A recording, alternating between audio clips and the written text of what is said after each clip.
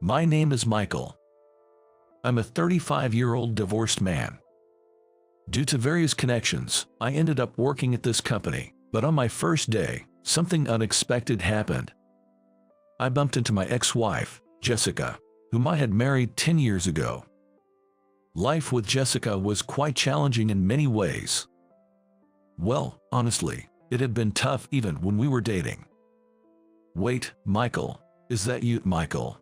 This is so funny. What are you doing here? My ex-wife, Jessica, was laughing loudly at the company's entrance. She was drawing attention with her loud laughter, but she seemed completely unaware of it.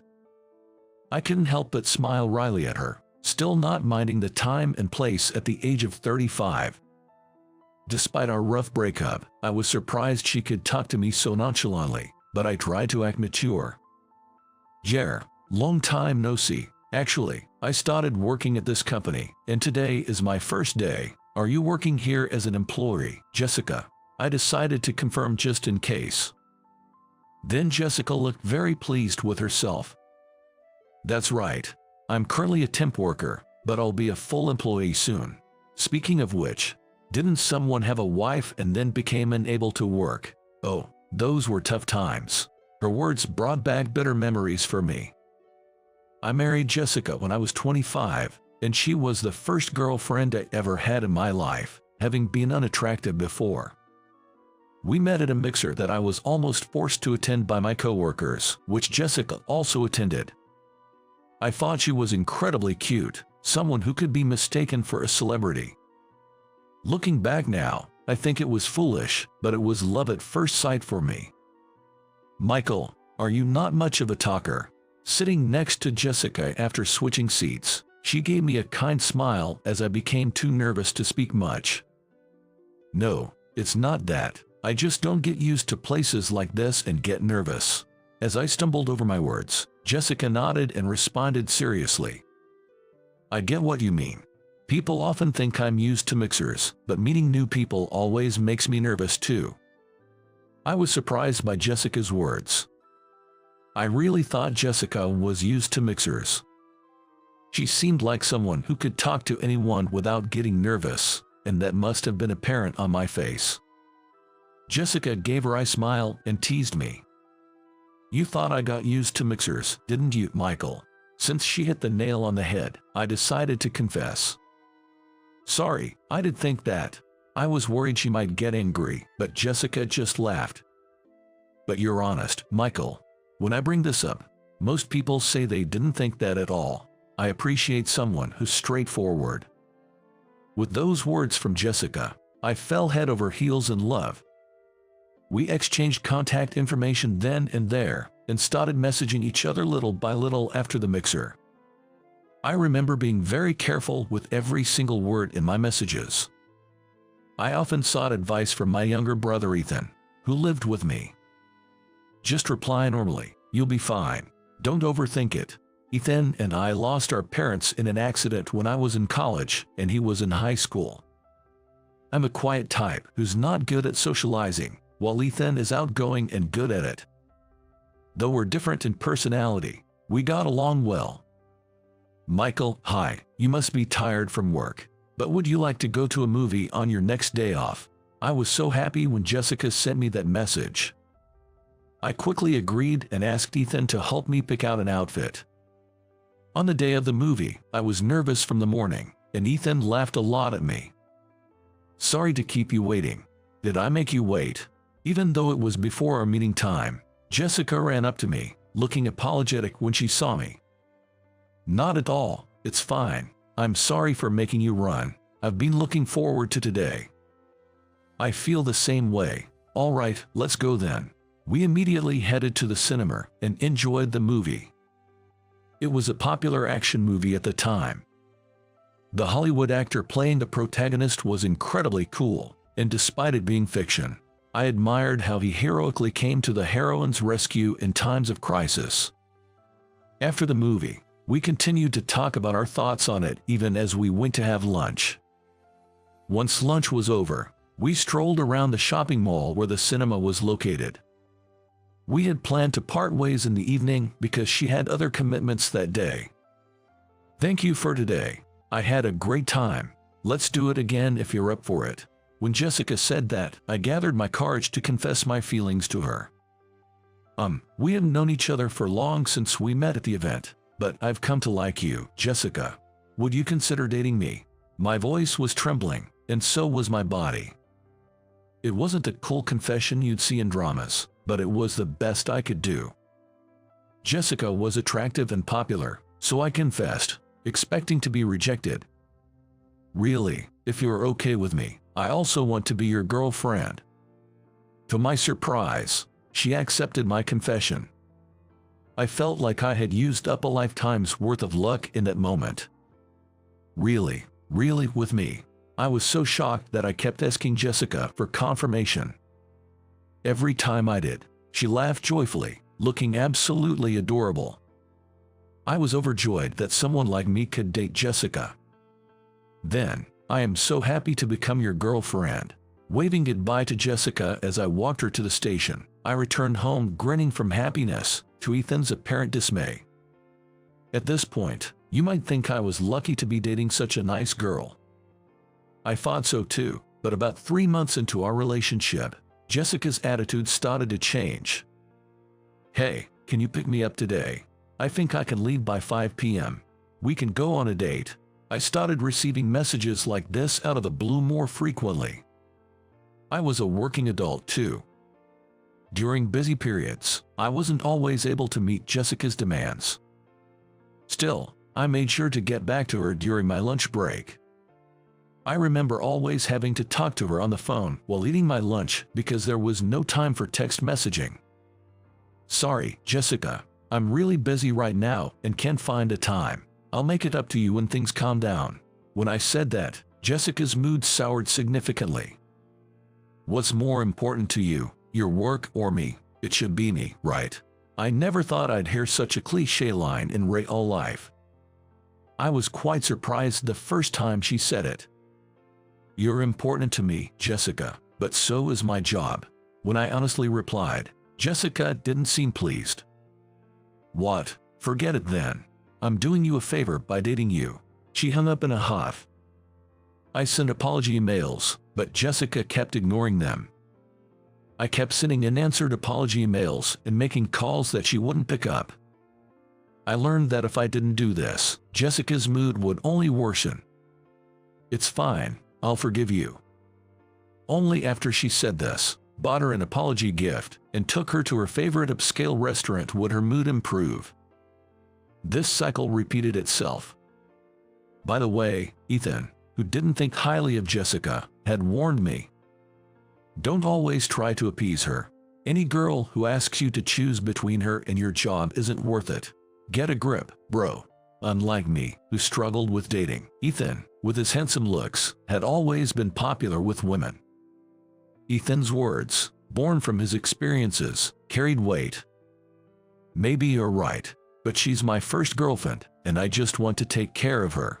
Ethan was exasperated by my indecisive attitude. It's important to want to take care of her, but don't let yourself be pushed around too much. If something's up, come talk to me. I suppose if a handsome guy like Ethan says so, it must be right, but at the time, I couldn't see it that way as someone who wasn't popular with women. Jessica's demands only grew more unreasonable, and I ended up spending a significant amount of time and money on her. I want to do this, I want to have that, I want to go there. Her requests never ceased, and it was often exhausting. I dated Jessica for just under a year. Looking back, the reason we ended up getting married is quite embarrassing. I want to get married, in a gorgeous chapel, with lots of people invited, a grand ceremony. You'll marry me, right? Jessica, with a daunting intensity, demanded marriage. I will absolutely get married in a better place than her. At that time, Jessica was upset because a junior of hers got married before her, wounding her pride. Moreover, that wedding was quite lavish, which seemed to have frustrated her greatly. She became fixated on having a wedding in a more prestigious chapel and with more guests than her junior. Throughout our relationship, she often told me that I couldn't manage without her, that nobody else would date me. and that she was doing me a favor by being with me. Having always lacked confidence, I was convinced by her constant remarks that I needed her and ended up doing whatever she asked. Okay, let's get married. Really? Thank you. Will you fulfill my request? You'll make my dream come true, right? And so, I fulfilled all of Jessica's desires: the engagement ring, the wedding venue, and the honeymoon. My savings weren't enough, so I had to cover the shortfall with loans. On the day I moved out of the apartment to get married, Ethan was still worried for me. Are you sure about this, bro? Is she really the right person for you to marry? It's okay, I'll be happy, I promise. Thanks for worrying about me until now.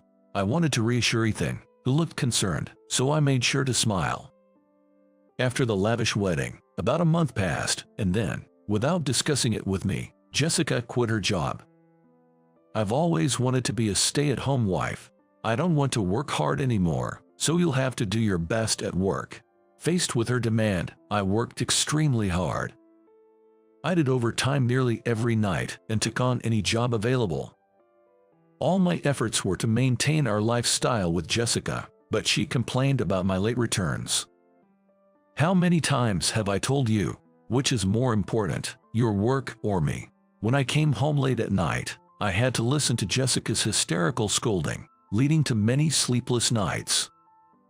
The overwhelming lack of sleep and stress continued, and it was clear what would happen to anyone in such a state. One day, I finally collapsed at work and lost consciousness. You're suffering from overwork and mild malnutrition.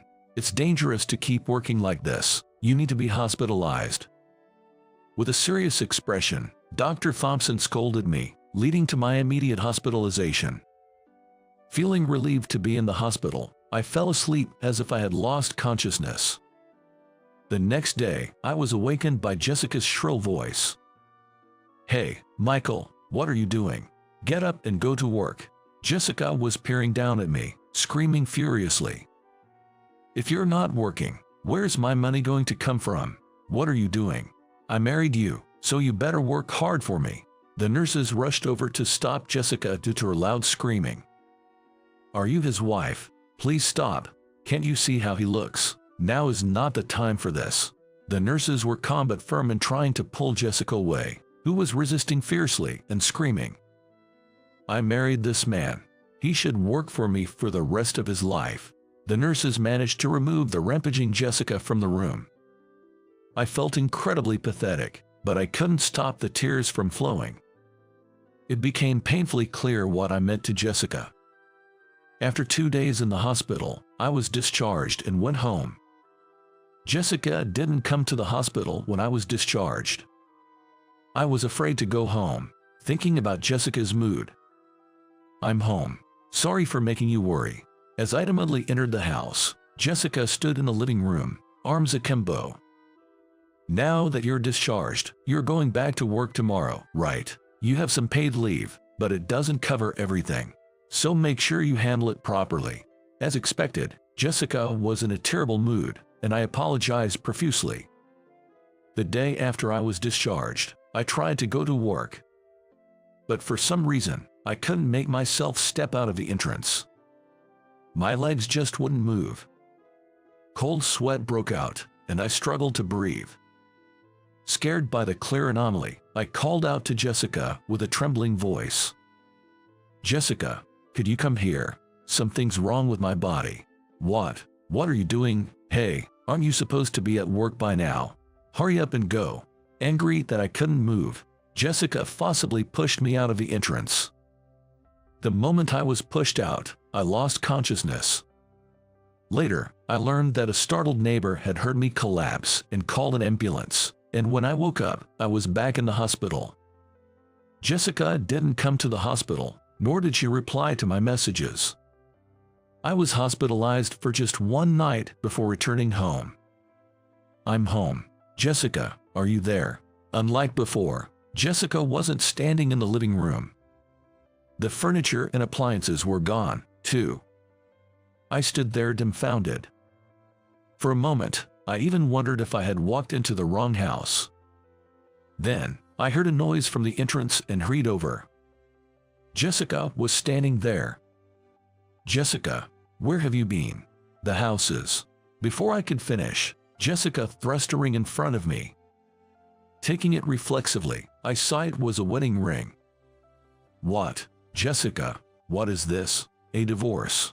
My heart pounding, I asked Jessica. "What a hassle you are. Do you know how much trouble you've caused me? I refuse to care for a sick person. If I stayed married to you, we'd live in poverty. I married you because you earned well, but I have no use for a poor man. You're worthless to me." I was so shocked by her words that I froze on the spot. While I was frozen, Jessica continued, "I'll take the furniture and appliances as compensation for my troubles. You have no complaints, right, poor man? Be grateful you could marry me, even for a short while." Jessica left those words behind and walked out of the entrance. I was unable to chase after her, only able to stand there and watch her leave in a daze. I don't know how long I stood there. But as reality gradually sank in, a mix of anger, pain, sadness, emptiness, and embarrassment overwhelmed me. A flood of emotions hit me all at once. Eventually, I was overcome by my feelings and broke down crying, continuing to shout, "Damn it, damn it." As I continued to cry, I noticed the whiskey Jessica had left behind. "Enough, enough. I don't care about anything anymore." Impulsively, I downed the whiskey along with the sleeping pills I had been prescribed by the hospital. At that moment, I genuinely didn't care what happened to me. I didn't think about the consequences. Before I knew it, I blacked out. I vaguely remember feeling somewhat relieved by the sensation, something I had become accustomed to recently. Bro, hey, are you awake? Can you hear me? Don't mess with me, damn it." When I opened my eyes, Ethan was there, crying his eyes out. Seeing Ethan crying so hard he looked nothing like his usual handsome self, I forgot what I had done and just wanted to reassure him, so I held his hand. Ethan cried even louder, forgetting to press the nurse call button, and his crying brought the nurses running. "Michael, it's okay now. Please, Ethan, let's take a step back for a moment, okay? Dr. Thompson will be here soon." Ethan, slightly hyperventilating from crying too much, was led out of the room by a nurse for a moment. After that, I underwent various treatments and Dr. Thompson's examination. As time passed and my consciousness cleared, I remembered the way Jessica treated me and burst into tears again. I ended up causing a scene and inconveniencing the nurses. Eventually, I was prescribed a sedative and fell asleep that day. It was 3 days after I woke up in the hospital that I was calm enough to see Ethan again. Dr. Thompson, who attended to me in the emergency, referred me to Dr. Parker, a psychiatrist, so I got a proper examination and took my medication diligently. Dr. Parker, the psychiatrist, allowed Ethan to visit me after seeing my condition, and I met him for the first time in a while. "Ethan, I'm really sorry about what happened this time. I did something I shouldn't have. You're the only family I have left, and I'm truly sorry." I apologized sincerely to Ethan while lying on the bed. "That's right, you idiot. Do you have any idea how shocked I was? When I found you collapsed on the floor, I thought my heart would stop." Ethan, with tears in his eyes, continued to scold me, and I kept apologizing. The only family member I have was lying there, eyes rolled back, not waking up no matter how much I called. I was out of my mind with worry. Upon saying that, Ethan started crying again. Moved by his tears, I found myself crying as well. We continued to cry in the hospital room for a while. "By the way, how did you end up coming home?" "I'm glad you did. It saved me, but I've been wondering." I asked about that time once our tears had dried. "Well, I hate to say it, but I got an email from that woman. It was fun having a handsome brother-in-law during my married life. Bye-bye, take care, handsome." The moment I saw it, I had a really bad feeling. Hearing that, Ethan had rushed out of his office in a panic. "But what about the automatic lock at the front door?" I pressed the neighbor's apartment number and asked them to open it. The moment the intercom connected, I shouted, "I'm Michael's brother from next door. Something might have happened to my brother. Please, I beg you, open the door." I need to thank the neighbor, Sarah, who believed in Ethan. We only greeted each other when we met, but it was good to have some interaction. Let's go thank her when you're discharged. Was her name Sarah? I got her name. Sarah must have been shocked too. I feel so bad. Nobody wants to see their neighbor collapsed. No, actually, I was the only one panicking. Sarah was incredibly calm. Ethan shared the details of what happened at that time. Are you okay? Can you hear me? Michael, can you hear me? While Ethan panicked at the sight of me collapsed, Sarah tried to check my consciousness, calming Ethan down. It seems I somehow responded to her calls. Seeing the empty whiskey bottle and a package of sleeping pills, Sarah immediately instructed Ethan. First, please call an ambulance quickly. It's 911. Do you know this address? It'll be faster if you give them the address. Sarah ran to the kitchen, rummaged through it, and came back with a kettle, cling wrap, and a spoon, having filled the kettle with water. Could you please lift his back a bit? Following Sarah's instructions, Ethan, who had just finished the call, helped me sit up. Sarah then inserted her hand wrapped in cling film into my mouth. Are you okay? To the frightened and flustered Ethan, Sarah explained. Your brother has consumed alcohol and sleeping pills together. We need to make him vomit a bit to dilute the concentration in his blood. Let's do what we can until the ambulance arrives. I was made to drink water from the kettle and managed to vomit a little. This was repeated several times as they continued to provide first aid. When the ambulance arrived and Ethan was about to board, Sarah reassured him, saying it would be okay. I really owe her big time. If she hadn't been there, things could have been much worse for you. We need to rush over to Sarah with a gift as soon as I'm discharged. Let's bring her something really premium. Talking it over has helped me sort things out and calm down. Are you feeling better now, too? Seeing Ethan's composed expression made me feel relieved. Crying all that out has cleared my head. It might take some time to fully recover, but I'll get there. I then shared with Ethan the things I hadn't been able to tell him about Jessica. I shared the reason behind my drastic actions, the event that triggered it all. As the story unfolded, Ethan's expression turned furious, and I couldn't help but feel intimidated. Seriously, she really did that. Ethan, I'm okay, really. Calm down, your face is scary. Calm down, Michael. Where's the ring? Oh, where did that go? Maybe it's in my bag. I wondered, having no clear memory after seeing the ring and taking the pills. Ethan grabbed my bag and started rummaging through it. Isn't this it? A ring was pulled out from inside. I must have put it in there unconsciously, I mused, and Ethan looked at me with disbelief. Conscious or not, it doesn't matter. Just throw it and cut ties with that woman for good. I decided to throw it. Could you throw somewhere on the road for me? I want to end this as soon as possible. Leave it to me, I'll make sure it's thrown. Just focus on resting and recovering until you're discharged. Now, lie down. You must be tired after all that talking. After hearing that, I felt a bit tired and lay down. With the ring in hand, Ethan left, and I drifted off to sleep. Waking up later, I saw a message from Ethan confirming that the ring was thrown, and I realized I felt relieved that my marriage was over. It was clear that living with Jessica had been a significant source of stress, even if I hadn't fully acknowledged it.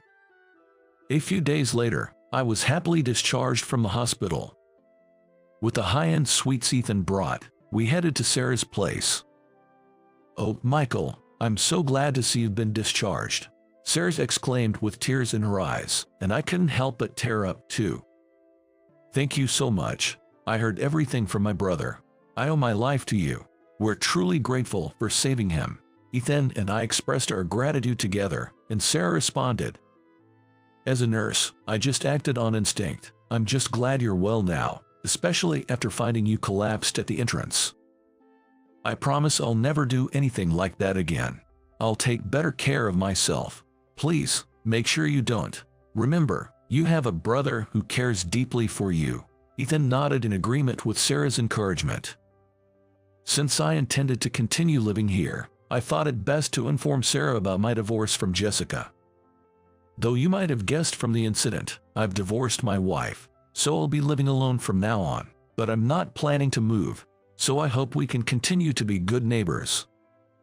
I see, but I'm really sorry. I'm not sure if it's my place to say this, but I think it's good that you got a divorce, Sarah said with a somber expression. Sarah had a bitter expression on her face. She shared that when I had collapsed in front of the door, she was shocked and knocked on the door, which was answered by Jessica. Your husband has collapsed. Does he have any chronic conditions? Should I call an ambulance? In response to Sarah's question, Jessica coldly replied, I don't care, just leave him there. He's useless anyway. With those words, she dismissively closed the front door. Hearing this, Sarah hurriedly called an ambulance. I could only offer a wry smile, but Ethan was furious once again. What a terrible woman. Who's the useless one here? I was shocked. How could she say such a thing about her own husband? Sarah seemed angry, perhaps recalling the incident. Thank you so much, really, for saving me not just once but twice. I thanked Sarah again. I apologize for overstepping, as this was between you and your spouse, and I'm an outsider. But now that you're divorced, I had to say it. Michael, there are plenty of better people out there for you. Please feel free to reach out if you ever need to talk about anything. It's a promise, Sarah said, offering her contact information to both Ethan and me. After thanking her once more, Ethan and I returned to my apartment next door. Sarah is such a kind person. I'm lucky to be surrounded by amazing people like you, Ethan. Ethan turned away without responding, his ears red from embarrassment. Knowing he was just shy warmed my heart. A week later, Ethan moved into my place without a word. Ethan, what's with all the stuff? Why not? You haven't replaced anything yet, right? I brought my stylish appliances and the stylish me myself. Be grateful. You're moving in. I was taken aback by his sudden decision. Of course, it's more fun with me around, isn't it? Any complaints? No, right? Ahaha. No, none. Thanks, Ethan. I laughed out loud for the first time in a while, and we started living together again, something I hadn't done in years. I was truly happy, having thought living alone might be lonely. I realized that my brother had moved in with me out of consideration for how I was feeling. Hey, are you listening? What are you zoning out for? I was lost in thought about the past, and before I knew it, I was zoning out. Jessica was standing there with a displeased look on her face. Sorry, I was just thinking. Did you say something? So, Michael, did you get a job as a janitor or something? Your luck has really gone downhill since our divorce. That's what happens when you let go of a catch like me. I felt no irritation towards Jessica's condescending tone. I just found it pitiful. The old me might have been intimidated, but I'm different now. You haven't changed, Jessica. Still no growth, but I'm lucky to have divorced you. Our marriage was a dark chapter in my life. Jessica was surprised by my words. I had never spoken to her like this, not during our time as a couple or after we got married. Jessica, with her high pride, quickly turned red and started trembling. This was a familiar sign, the precursor to her starting to scream. Just as I was considering covering my ears to block out the noise, someone called out to me. President Johnson, we've been looking for you. Hurry up, the board meeting is about to start. My secretary, Emily, was waiting. Dressed sharply in a suit, wearing glasses, she was the epitome of a professional secretary. Sorry, did I lose track of time? I'm coming. I hurried along with Emily, leaving Jessica behind. It was Jessica's trembling voice that stopped me in my tracks. President. You a president? What does that mean? You are the president of such a reputable company. What? What are you saying? You must be a janitor at best. It was Emily who stopped in her tracks at those words. She turned around with a wry smile already forming on her face, ready for battle. For some reason, Emily holds me in high regard and has declared that she won't tolerate any disrespect towards me. How dare you? President Johnson is the new head of our company, and your remarks are disrespectful not just to him but to all janitors. Emily was likely fuming, even though I couldn't see her face. President, but when we were married, he would collapse just going to work. Useless, poor. Married, oh, the ex-wife. Yes, the infamous ex-wife. Emily began to speak with an excited demeanor. Having heard about my experiences with Jessica, Emily had once mentioned that she'd like to give the former missus a piece of her mind if they ever met. In a way, this was a moment where her wish came true. Infamous. Yes, we've heard about the demanding wife who abandoned President Johnson when he collapsed. What a shame, ex-Mrs. Johnson. If you had supported him, you could have been the wife of a company with an annual turnover of $20 million. What a big fish you let slip away. Emily spoke with exaggerated disappointment. What a pity. Jessica's face turned bright red. $20 million. Did you say $20 million? Come on, President Johnson. The board meeting is about to start. Let's go. Emily urged me cheerfully. Having said her piece, and we headed to the board meeting. Leaving Jessica standing there stunned, I walked away. At that time, besides the divorce and living with my brother, there was another significant event in my life. My brother's startup. How about joining me, bro? Ethan asked me earnestly. Overcoming the divorce made me feel like I could do anything, so I decided to start the business with Ethan. There were trials and errors, and times when things didn't go well, but we kept pushing forward. Working together as brothers was fun and rewarding. Before we knew it, the company had grown significantly. The company I first joined had become a subsidiary, and after consulting, I was appointed as the president. After a board meeting, Emily and I were leaving the conference room when Jessica was waiting. Great job on the meeting, Michael, she said, trying to link arms with me. I shook off her arm forcefully. What? Can you stop? I said, and Jessica approached with a smirk.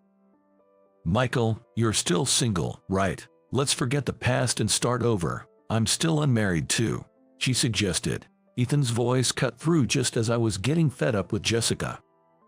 Figures, a woman like you would still be single. Ethan was openly displaying his disdain for Jessica. The furrow between his brows was deep. Ethan, long time no see, still as handsome as ever. Jessica tried to switch gears, appearing pleased, despite Ethan's words. Could you not call me that? We're strangers to you. Strangers, really? Jessica was frustrated, but we were indeed strangers now. Thank you for your hard work. Are you done for the day? Emily, thank you for always looking after my husband, said the voice of my beloved wife. Turning around, I saw my wife, Sarah, with a gentle smile. Mrs. Johnson, it's my pleasure. Emily responded with a polite nod. Yeah, we're all done. Sorry for making you wait. You mean, oh, I've seen you somewhere before, Jessica exclaimed, recognizing Sarah. Oh, what a surprise to see a familiar face. Long time no see, ex-Mrs. Johnson. Sarah responded with ease, revealing that she was now my wife. Don't you remember? I was your neighbor when you were married to my husband. Now, I'm his wife. Yes, I had remarried Sarah. I never thought I'd marry again, but after the divorce, flashbacks of Jessica's harsh words would sometimes overwhelm me. One time, when Ethan was out and I was alone, I had a flashback and dropped a glass of water, curling up on the floor in distress. When I was crouched down, gasping for breath, Sarah called out to me from the entrance. Are you okay, Michael? Her voice trembled, but when I sought help, Sarah came right away. As a nurse, she likely grasped my condition and offered comfort. Her gentle strokes on my back soothed me. It's okay, Michael.